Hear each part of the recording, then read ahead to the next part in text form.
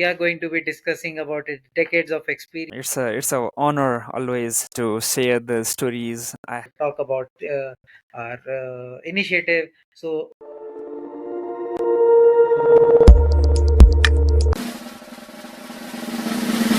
all right, welcome back, viewers, to our episode number 91 of our podcast series, the Young Turks Dialogues by Crobstacle. And today we have a very special guest with us, Pralhad.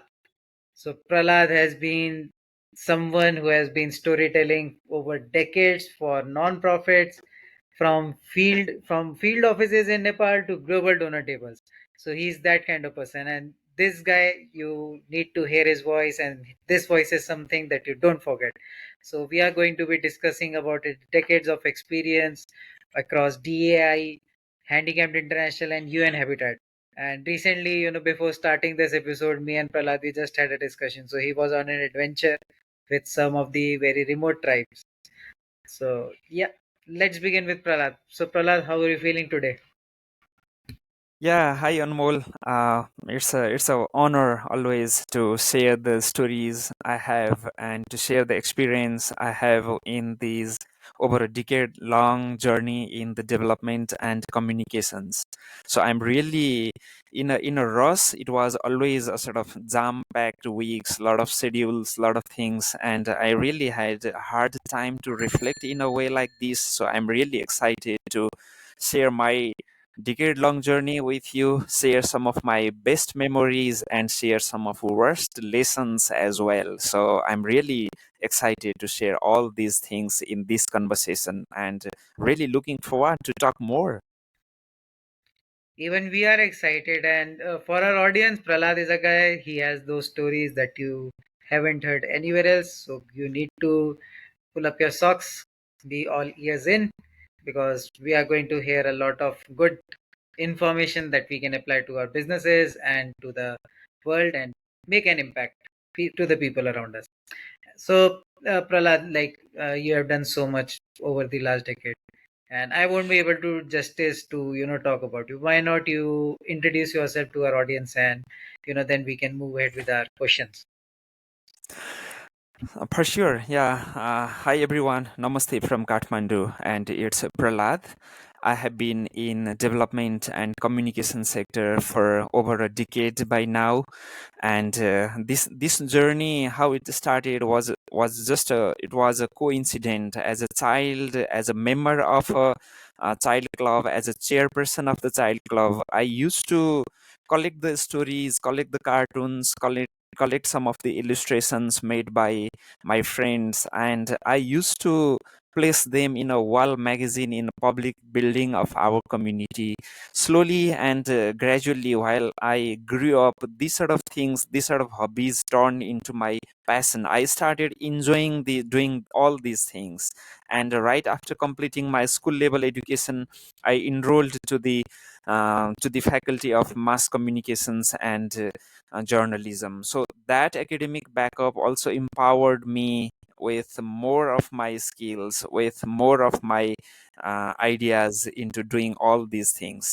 And gradually, I started working in the development sector, which was such a wide sector, such a wide range of lessons and stories I had an opportunity to work with. And not only with the international donors, but most importantly, the community, the tribal groups of the communities, the ethnic diversity of the region entirely, in whether it be in India, whether it be in Sri Lanka or Nepal. In all these countries, I had an opportunity to meet with some of the most remote part of the country, some of the most hard to reach type of communities, whether it be geographically, whether it be ethnically.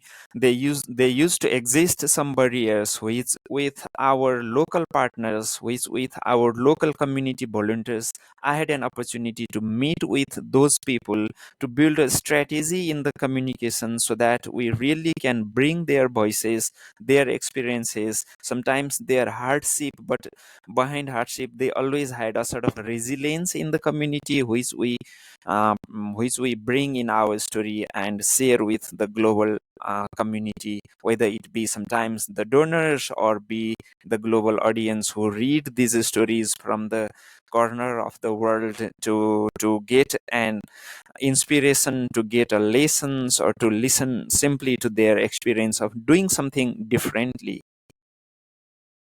Mm. Interesting.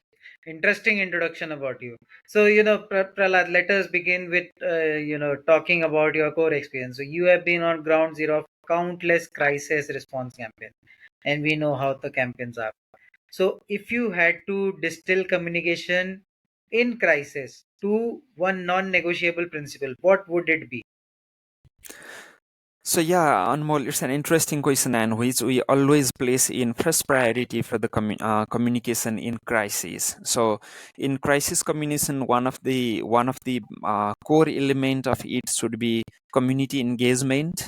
Until and unless we can't engage the community meaningfully in our communication, until and unless we can't catch the rhythm of community in our story or in our message that really does not connect with the community. So community engagement is one of core principle where we ensure that we engage with the community we target to share the message, we engage with the community we want to share the story about. So that is one of the core principle for crisis communication, community engagement. Got it. You have also mentioned about engagement. And engagement in the current scenario, if I talk about it, is something that so many people get it wrong. So if I talk about the marketing funnel, this is the top of the funnel, this is middle, this is bottom. Awareness, consideration, conversion. When we talk Mhm. about awareness, it's just letting people know about us. But when we talk about consideration, so they are considering to either donate with us or to talk about our initiative. So what are your core principles of engagement that you believe in when you do such a sort of campaign? So yeah, in communications, when we say community engagement, we really want to make community people participate meaningfully in the communication campaign. First of all, for community engagement, we really need to find an strategy. We really need to develop an strategy that can connect community people meaningfully, where they can really understand the purpose, why they are participating in that campaign, why they really need to share their stories. And when they participate meaningfully, it develops a sort of confidence to the community people, so that they are more confident to share their perspective, to share their experience, to share the unique perspective that they have on their life. So they should understand the purpose. And another thing is that we always try to make a good readership of our story as well as a storyteller. So until and unless we can't bring some of the unique perspective that a particular community has in the story, that really doesn't make a sense, that really does not make the story powerful. So that from both perspective, to make community people feel proud of their perspective in life, to make community people feel pride on their way of living, on their resilience, on their strength, on their preferences, and on their style. So, at the meantime, it also provides some of the readers in another side of the world or in the same region with some different perspective what a community is having in life. So, what are their preferred way? What are their cultural attributes in the community? So if we want to bring this perspective, some of the unique things from a particular community, whether it be in terms of their tradition, whether it be in terms of their languages, some musics or costumes, these things we really need to build into the story, which can contribute to preserving the unique cultural attributes of the community, as well as connect with the donor with some human emotions and some cultural attributes within the story. So it is one of the factor which we always try to place in high priority in telling stories about the communities. Got it. So in your communications, you once said that storytelling is a strategy. What's the Absolutely. biggest mistake NGOs or anyone you have come across make biggest mistake they make when they confuse storytelling with sympathy, and especially in terms of NGOs when they communicate? Even I, once you said it, I realized. So yeah, So yeah, in storytelling, usually one of the common let take it as areas of improvement rather than mistake. So one common areas of improvement in storytelling is we always try to narrate the community or narrate some individuals who experience vulnerabilities, who experience some difficulties, who experience some weaknesses within their life. So we try to emphasize, we try to share more of their difficulties in the life. But behind that, they also, because they live their life with dignity, because everyone has that in their life. So at the meantime, there might be some areas of improvement. For example, there might be a community where literacy rate is low. There might be some community where access to internet or technology might be low, but there might be some other features in their community which are really unique, which are really, they might have some natural style of living. They might have some areas in their life which they are really proud of. So in our storytelling, rather than sympathizing our readers with the difficult part of someone's life, we really should pay attention in exploring what they are proud of. So we really should bring a sort of balance in a story, so that this is the area that community needs some improvement, whether it be in access to healthcare services, it be in access to technology. There might be some areas that community should improve, but at the meantime, there might be some areas that the social connection of the community, some cultural values in the community, or some style of their life which is totally unique than other part of the country or the region. So these sort of things, the unique perspective that community has some strength, we really should build in those part in our story, so that we can maintain a balance in the story and our readers can feel that the story is in a natural tone. So that is one of the area I would always encourage our partner organizations, communicators, as well as fellow communicators. We often had a discussion around these things. We should provide a justice to our readers by providing the exact scenario of the community, what is there, rather than emphasizing on some of the weakness or areas of improvement. That should be our natural way of storytelling for now. right, got it. And I think that is very true and crystal clear how to communicate. Communication is the key. But yeah, people in the current world, they say, I do digital, and they forgot that communication, storytelling, all of these are core principles. So what you Exactly. said is right, rightly said, very insightful. And next thing that I want to discuss with you about is that how do you balance donor expectations? So let's say we are doing a heroic impact campaign, okay? But Mhm. then we need to also, tell them the uncomfortable truths on the ground, to balance Mhm. donor expectation and the campaign. So how do you do that? So they are always in the projects which are funded by the donors, or there are some campaigns which are led by the donors for a specific purpose. There are certain, for sure, there are some expectations from their side, which is for their purpose. But at the meantime, the community we work with is at the foundation of our campaign, because they are the one who we target, our all the intervention of the project we target for the community. So making a balance in that time, in that aspect, is sometimes a challenge, because the community has their own style, own preferences, own priorities.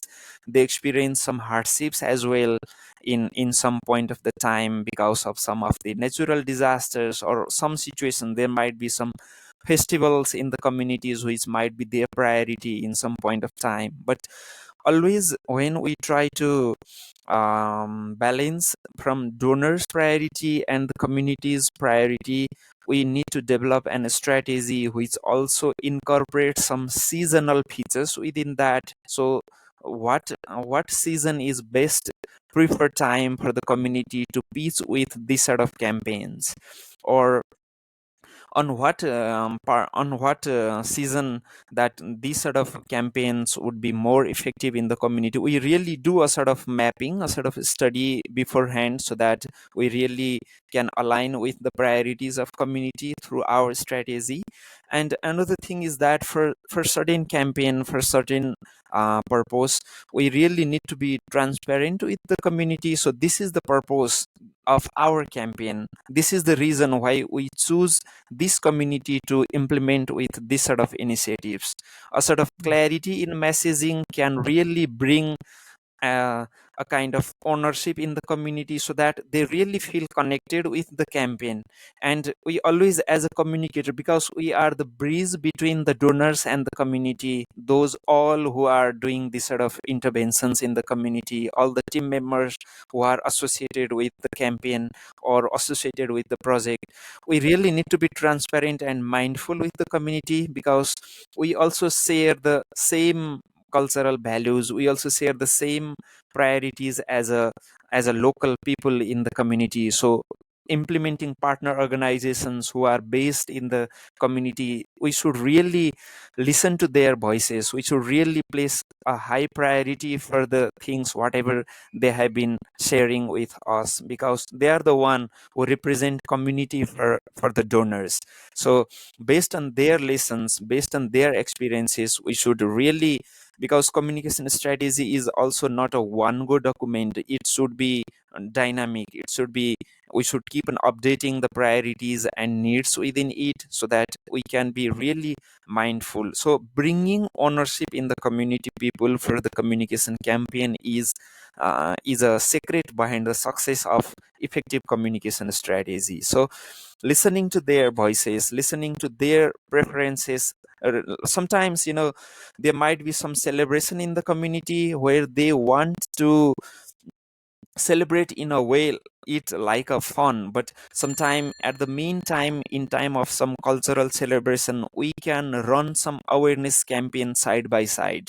So for example, there was a community in southern plain part of Nepal. They were celebrating a cultural festival in the locality.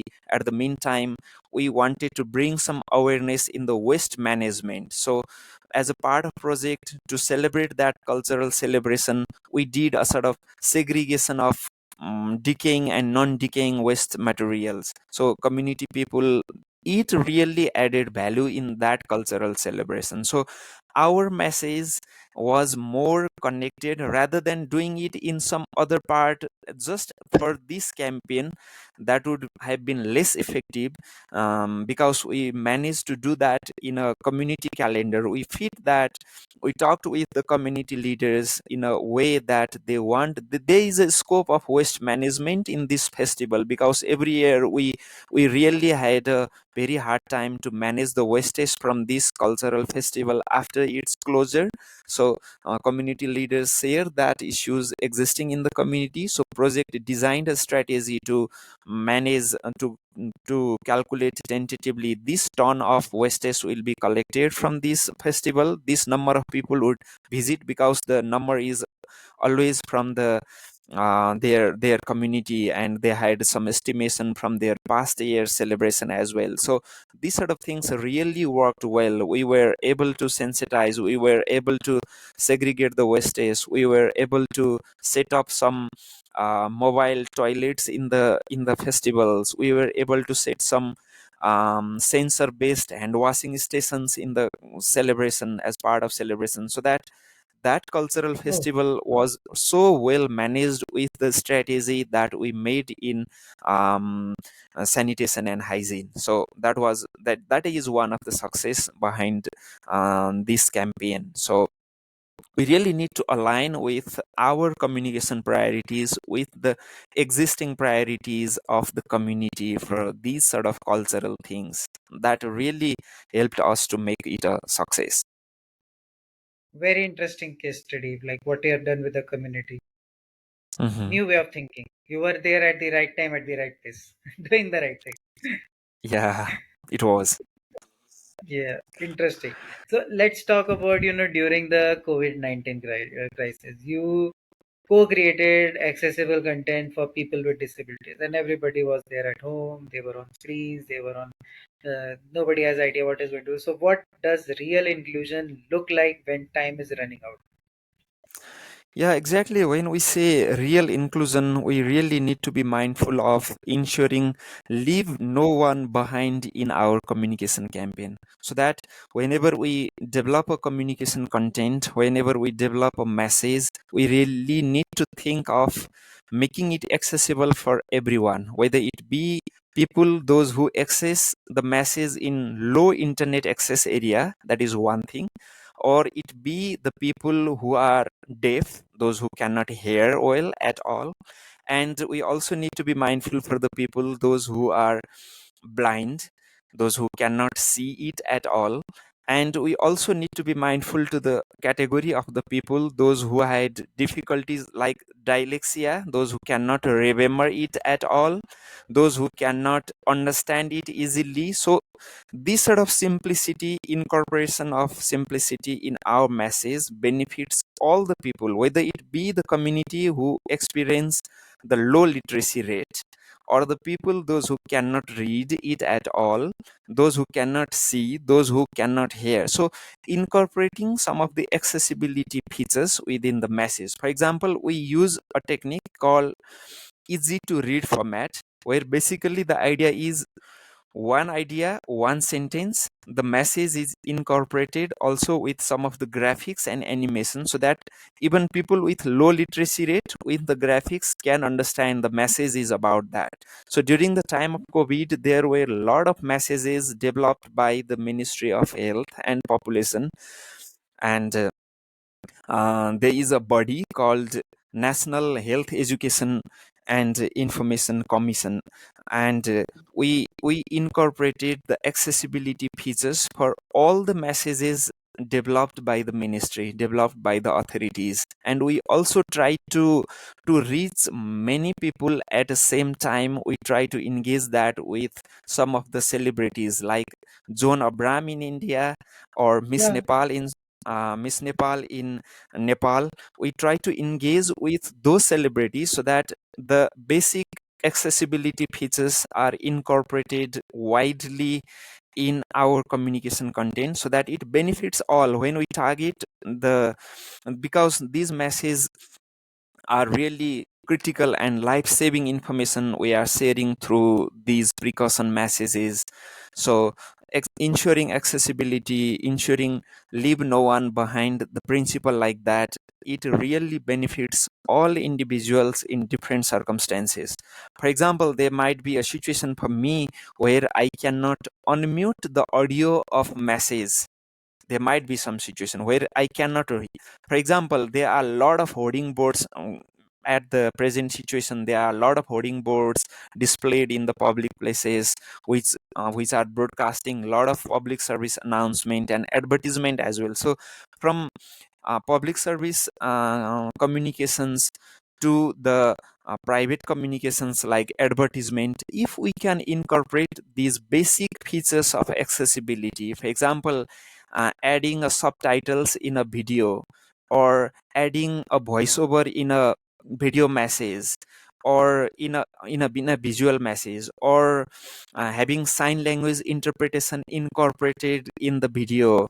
So these are couple of things that really adds value and increases the reach of maximum number of audience in our communication campaign. So accessibility is always undeniable features in communication to reach wider population to benefit, because once it is uploaded, we don't know where it would reach, because it is the situation where community is connected globally. So having this sort of subtitles, having this sort of voiceover, having this sort of sign language interpretations, or making the content also available in braille, for example, if we are distributing a hard copy of the messages. For example, once in a company when I worked with used to have a my business card was also available in braille. So the same business card with some dots that really helped once I met with a blind star,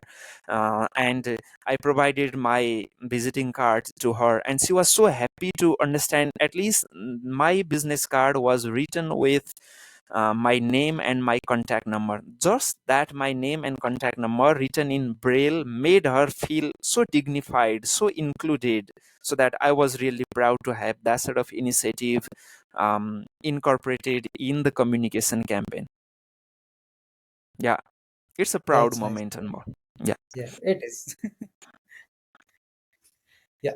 So I have some very interesting case study to discuss with you. So you have, from your experiences.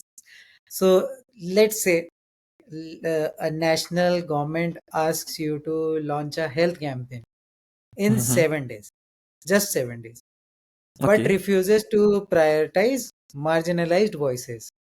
Mhm. What do you push back on first?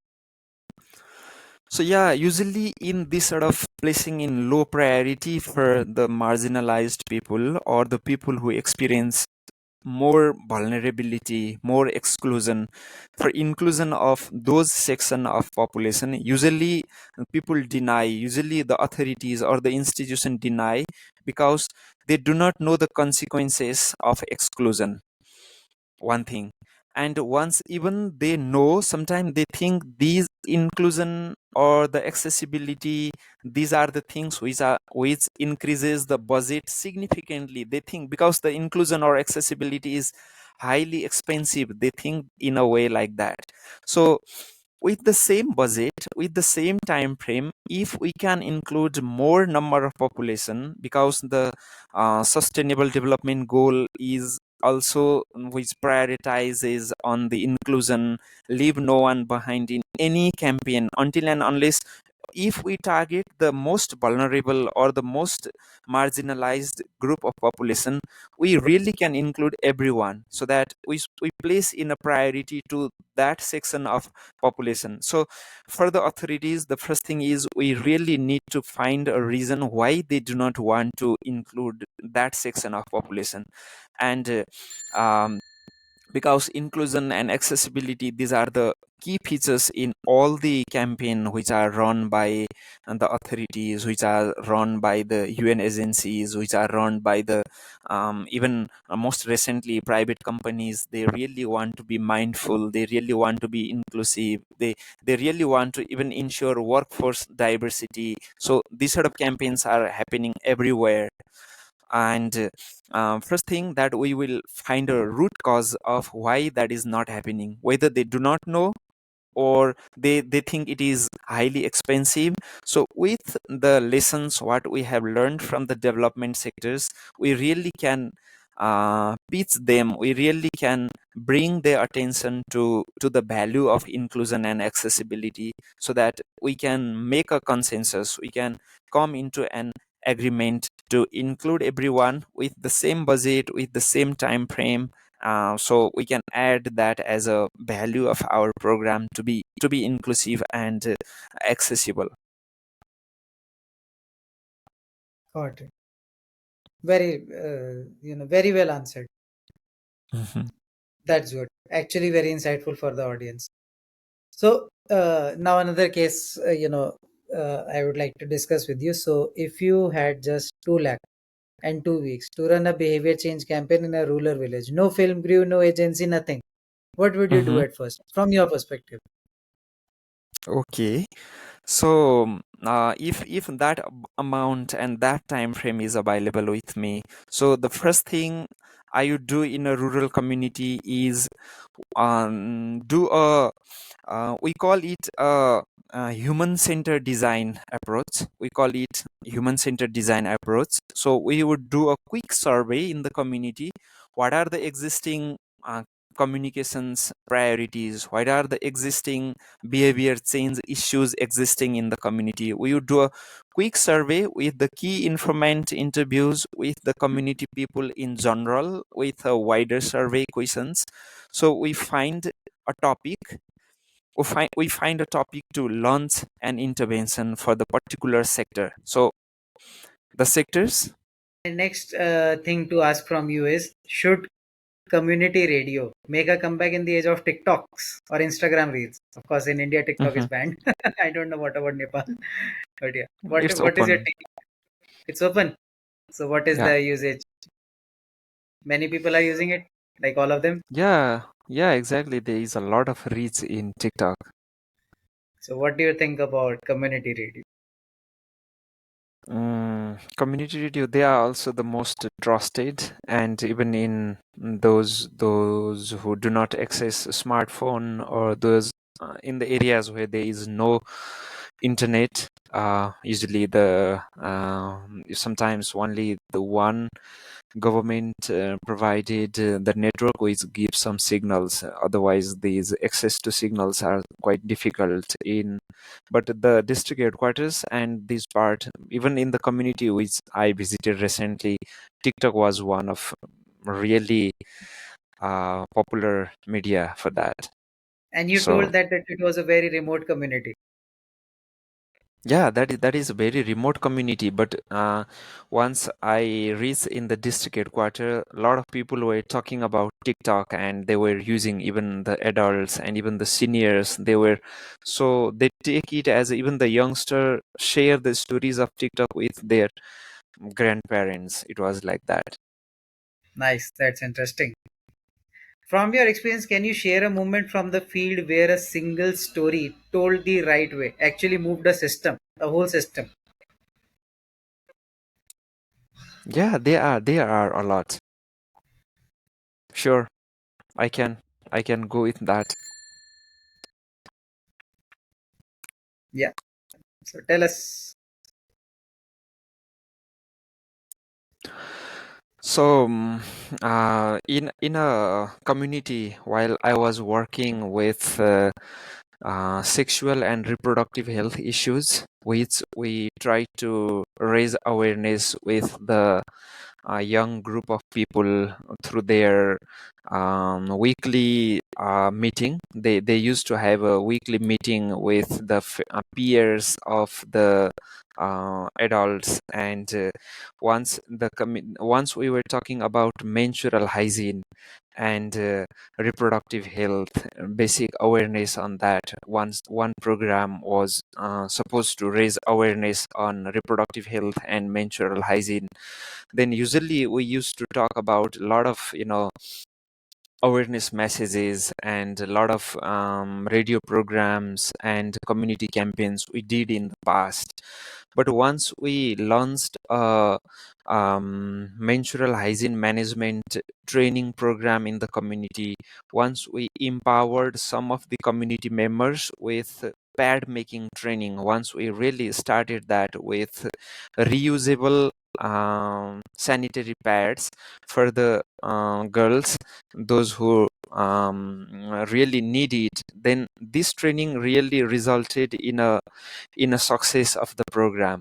Because menstrual hygiene management, as long as we talk about the awareness, as long as we talk about the products or the need, then until and unless we can't provide community with the best option, they can really afford it, they can really make it at their own. So with the local entrepreneurs, for example, there was a lady who was already familiar in basic tailoring. So once the training we started in the community, she really cast it as an opportunity to grow up her business as a pad making. So she really utilized it as a right platform. So with her entrepreneur, and also it was also possible with support from her family members, since she was supported by her husband in this initiative.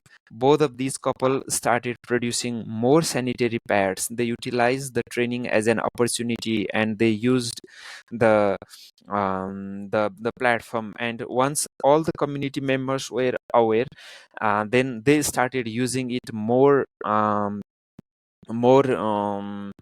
comfortably, because they learned it why it is important. They started using it with maintaining proper hygiene after one use. So for the multiple use, since they not need to spend too much money, it was reusable. And one woman was at her 60s. She said that she started learning that pad making training. She attended that because since she missed this opportunity all through her life, she wanted to um, share these skills. She wanted to make these pads for her daughter-in-law and for her daughter. So this sort of acceptance of the community is really important. Once we raise the awareness, then we also need to think of some demand and supply cycle, so that some strategy, some startup, some business things also can drive. So at the end, the lady who was already familiar in basic of the training, she made it as a great opportunity in entrepreneurship and in her own community. So this sort of awareness raising and demand and supply side of the products also should go on hand in hand. So in the next year, in that year, she was supported with some startup grant by the project. But next year, she applied for the entrepreneurship grant within the local government. Then she started continuing her business with the profit. So she scaled it and she started making a stable business for her. So this sort of local level business, which are um, small in size, but in terms of value they generate, in terms of benefit they provide to the community, these are really an awesome initiative in the community for entrepreneurship and for the development, and obviously for a social cause. Mm. That's actually very good, very inspiring. Mhm. So, Pralhad, you are not just limited to Nepal, you are like global. You have worked across cross-border programs, India, Sri Lanka, whatnot. Mhm. What does it take to design communication that travel across the cultures and caste lines? So yeah, as I shared before, Anmol, everywhere in the communications strategy that we always place in priority is the context in the community, the way how we can best engage them, and mapping of the audience, mapping of the target audience who we really want to pitch our story or our strategy with. So these are the basic things that which fits everywhere. The context, the study and the knowledge of the context, setting a sort of background for our strategy is the context of community. What are the preferred mechanisms of communication? What are the preferred style? What is the most applicable way of communicating with the community? What is the most, sometimes, sometimes we target all sort of online platform, but it might really not work in all the context. So think both online and offline.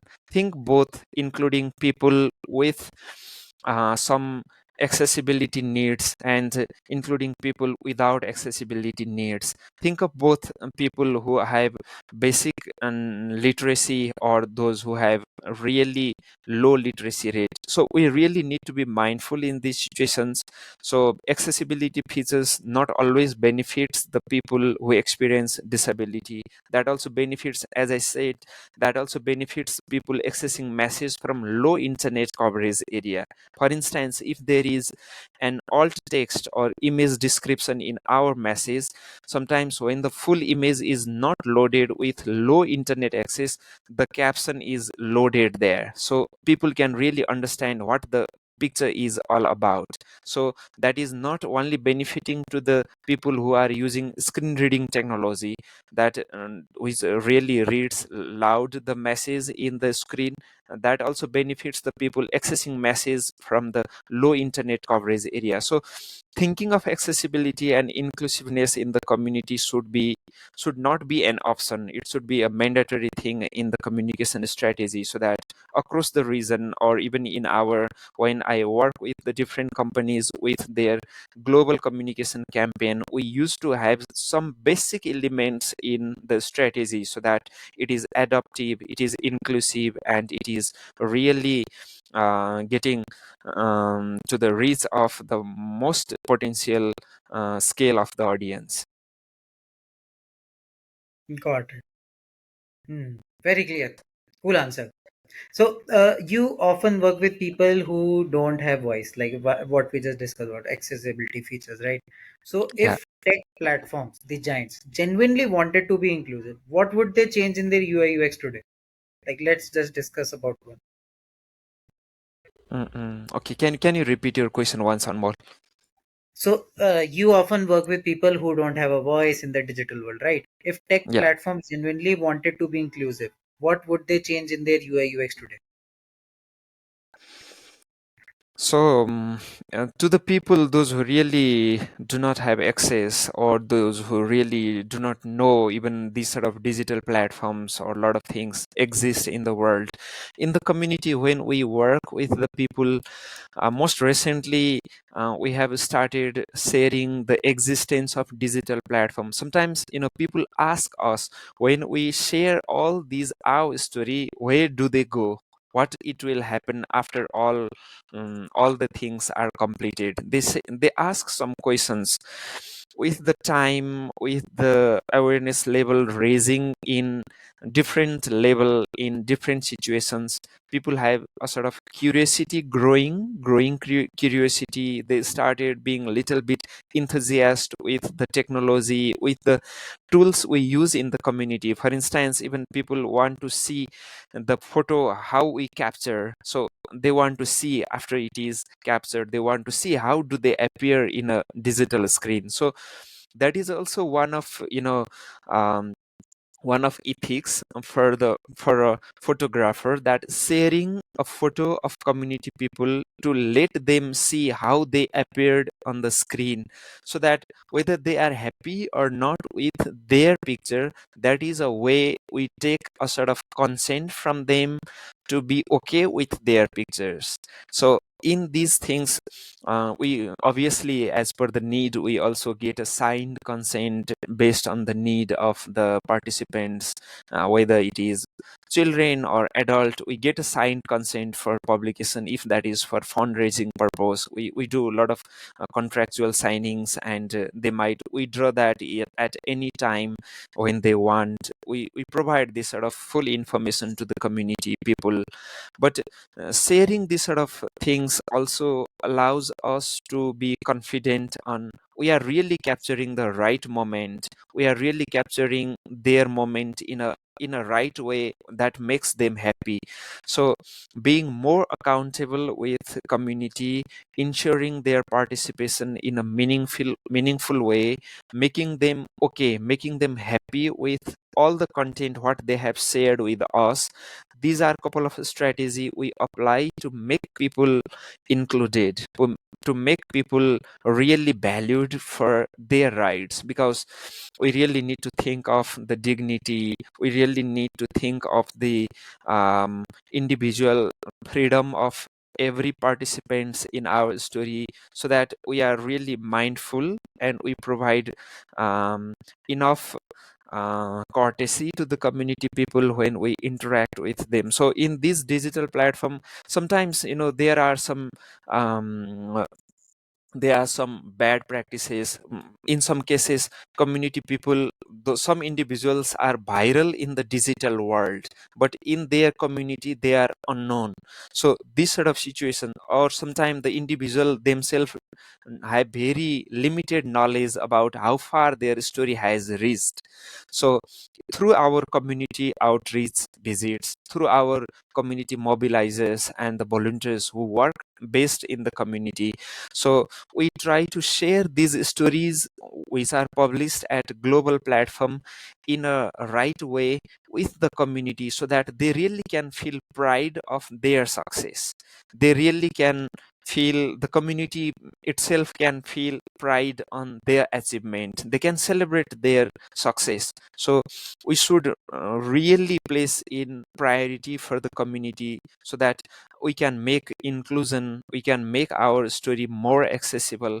Once it, if it is in English language for the global audience, we really need to think of a way to translate that and to make an episode which is easily broadcasted through local radio stations, or it is available at podcast which are running in the local level. So these sort of things are really important to make our communication strategy inclusive. So think of multiple way to target different audience at different levels. So we should be really mindful of generating contents in different formats, targeting different audience, and reaching everyone with the content that we produce. So sometimes we really do not calculate the number of episodes, but rather the diversity we want to bring in our stories, or the accessibility we really try to ensure from global to the grassroots level. So these are a couple of things we apply in our strategy of the communications to make it more inclusive and accessible. That's very interesting. So another interesting question for you. If you were hired to train every new communication officer entering non-profit space today, what's the first thing you would untrain them on? I'm not asking about training. I'm asking about what you are going to untrain them. Yeah, so in communications on Yeah. okay. So in communications, on training people is we should really break down the assumptions of the individual. So sometimes some communicators, those some learners, they might think that our assumption, the communicator really they should not assume with any strategy when they really want to bring a message out or a story out. They really should, as I said before, the community engagement and the participation, we really need to map, we really need to find the status of community. So invest a little bit of time. So unlearn about the assumption a communicator might have in the communication product. So forget about everything, start from zero, that you know nothing about the community. Try to learn what they really want to develop the story about, what the community has strength in about, what the community has some areas of improvement they have about. So try to set a context with these facts, study about the community, and also think of the audience, map the audience, who are your audience. So don't assume, don't work on the assumption. So find the reality, this is the community I want to do a story about, and these are the audience I want to piece them with my story. So think of both way, instead of assuming it might work, instead of assuming this might be the best story. So forget every, delete these all assumptions from your mindset and start with a fresh perspective to find the strength and areas of improvement from the community, and find the right audience, and so that it will allow you to find the best communication product and to find the best strategy to roll it out. So that will be some unlearning and learning things for the new communicators, which I usually do, because for our local implementing partners and even with the companies, when we onboard some new team members, these are a couple of things I always encourage, I always emphasize in orientation and induction package that we provide to the newcomers in our industry. Got it. That's very interesting. Now, something about you. You have spent your life documenting other people's struggle. When was the last time you felt personally shaken by a story you helped tell? Okay, so it was on the 10th, it was very recently, it was on the 10th anniversary of Nepal earthquake. So after a decade of 2015 earthquake, we were doing stories of two young girls who were amputated by the earthquake. So both girls, they lost each leg, and during the rehabilitation sessions, once they were fitted with artificial limbs, during the time of physiotherapy sessions, they met each other, and they became an inseparable friends since then. So from that Oh, difficult time, they study together in a same school, they in a same school in Kathmandu. So after a decade, while there was a visit, once we started writing about their stories, their friendship, we also try to use that as a best friendship power to overcome from a tragic incident. So while we were featuring a lot of stories around them, then there was an international visit of the press. They wanted to do story at their own. They want to make a short film about their story of friendship and the power of friendship to overcome that sort of trauma. So because in every disaster there are a lot of people devastated, they are injured, they are amputated, and there are a lot of things. So to give power to the people, that was the story selected by a French documentary maker.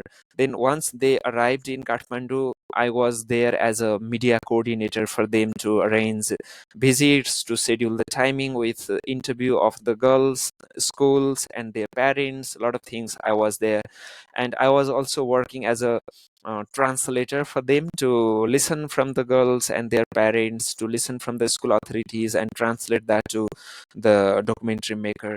While I was doing all that, there was a moment I was so emotional while translating these things, because the girls' power, their friendship, their family support, and the support from the school authority, these all things really provided strength for them to become. One girl, she wants to become a dance star. She wants to dance in with her prosthesis leg, and there is another girl. She wants to become a social worker, because she had seen all the social organizations who came into after the disaster, who came into for their support. So by observing all these things, one has said to become a dance star. She had a thought like that, I can do this even without a leg, because she had seen a lot of inspiration from other dance star like her, and the girl who wants to become a social worker. So their aspiration really made me so emotional that we had to pause the recording for certain minutes, because it has really made a transformation in their life. They were from a rural part of the country where there was very limited access to dance classes, very limited access to the speech and to the lot of contest that they have now in the city. So after that tragic incident, their family migrated to the city.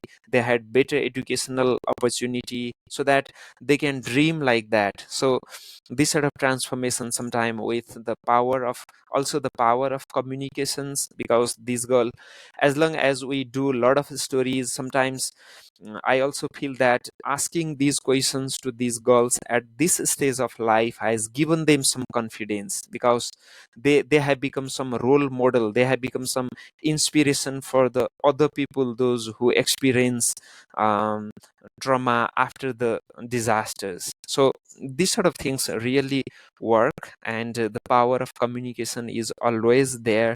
But the story of individual, their strength, their resilience, the support from their family and their community, that is always in top priority. But we really need to communicate that in a proper way, so that rest of the people, those who are impacted by the disaster, rest of the people, those who have really a trauma after the incidents, can learn and can get an inspiration. Yeah.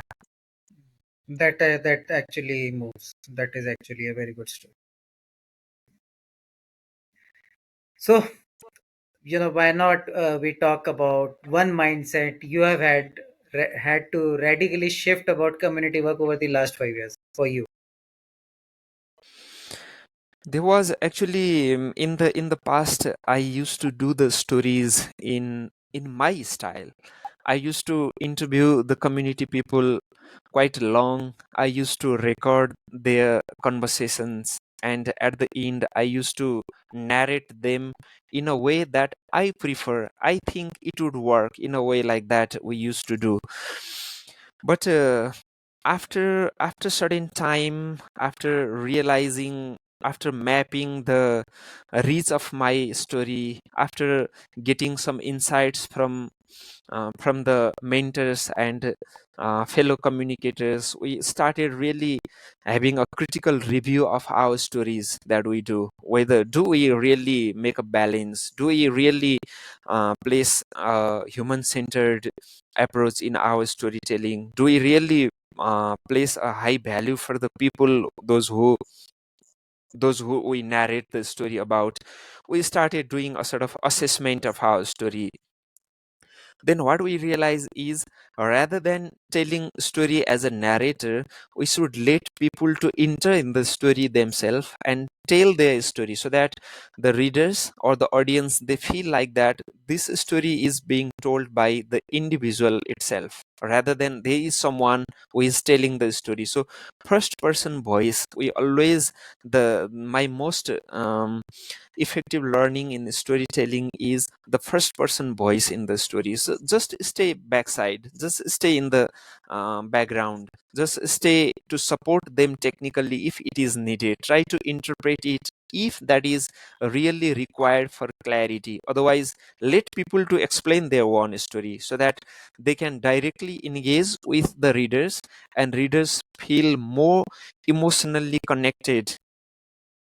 So the story can really build an authenticity.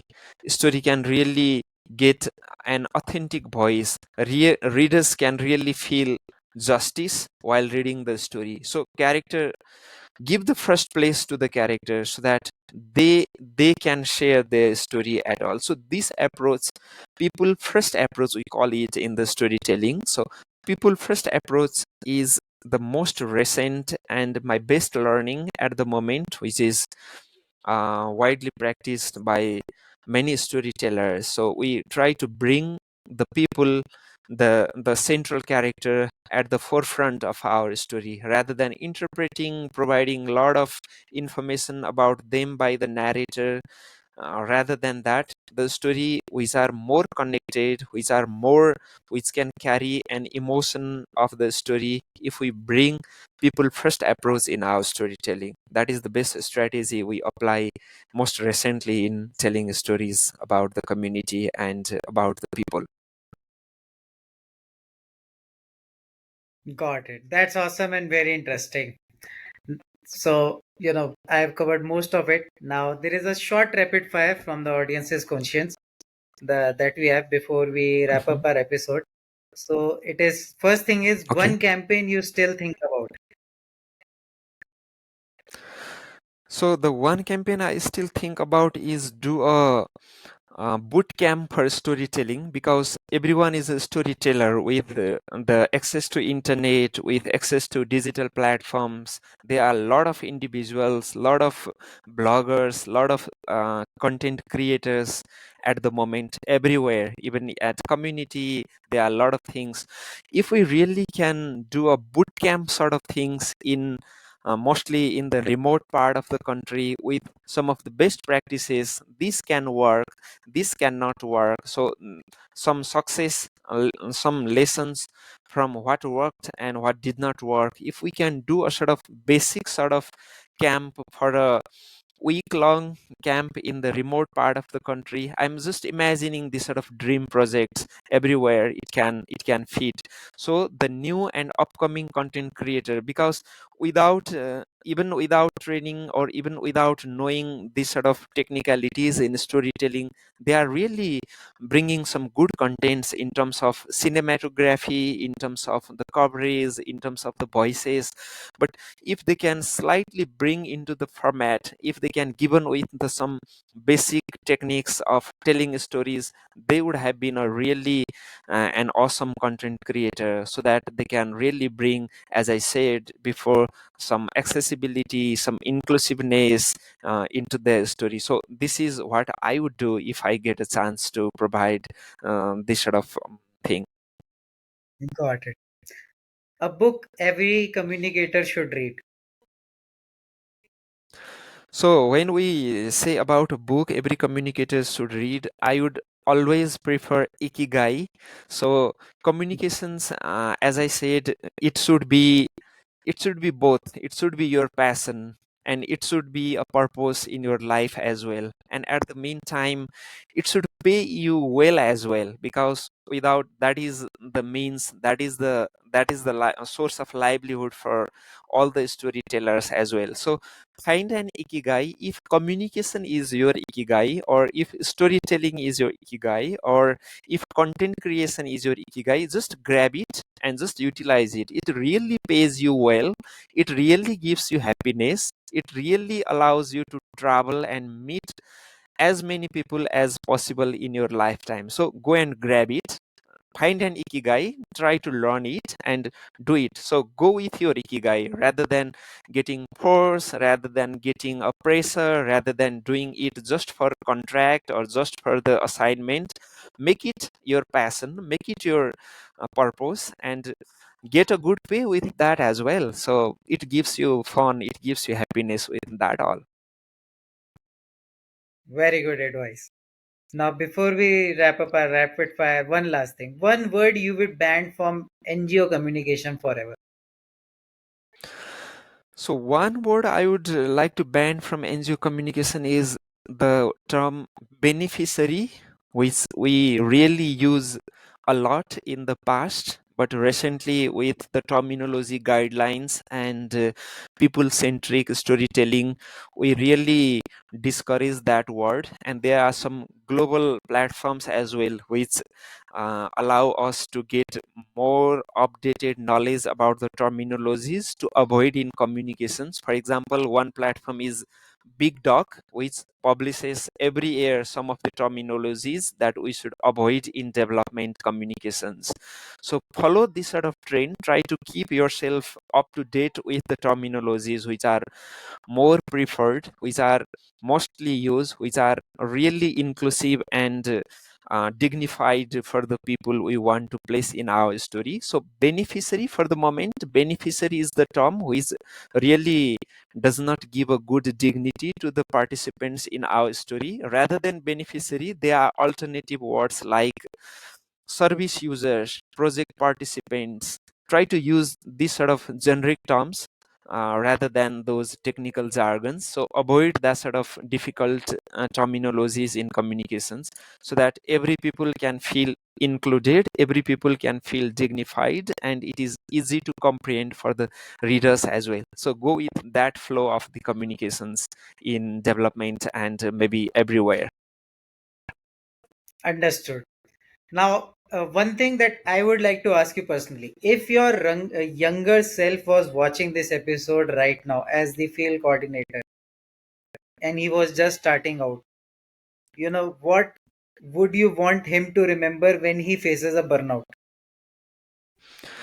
So in that situation, the one thing, as I said before, the ikigai, try to find it, try to do everything with a passion. And if in, for example, 10 years back, if I was watching this episode, I would, rather than learning a lot of technical things in storytelling, I would focus more myself on what I would enjoy, what I can be happy doing at. So I would explore that sort of things.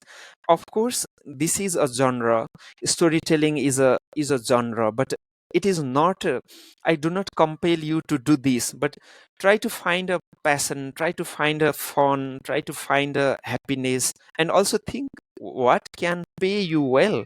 So think of these things and go and grab that thing so that you can enjoy the work.